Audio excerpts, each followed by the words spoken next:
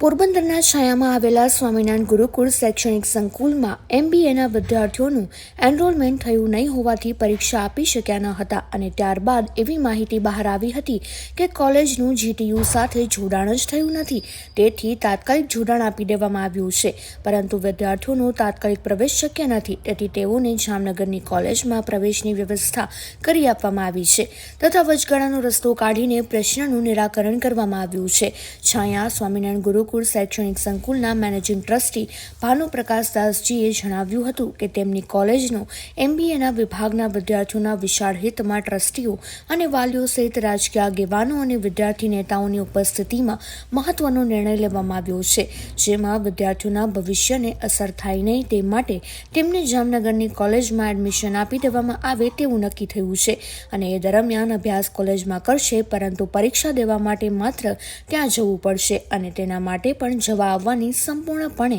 નિઃશુલ્ક વ્યવસ્થા બસ મારફતે પણ કરી આપવામાં આવશે। તે ઉપરાંત જો કોઈ વિદ્યાર્થીઓ ત્યાં રહેવા ઈચ્છતા હોય તો તેની રહેવા જમવા સહિત તમામ સગવડો પણ સંસ્થા કરી આપશે તેવી બાંહેધરી ટ્રસ્ટીઓ દ્વારા આપવામાં આવી હતી।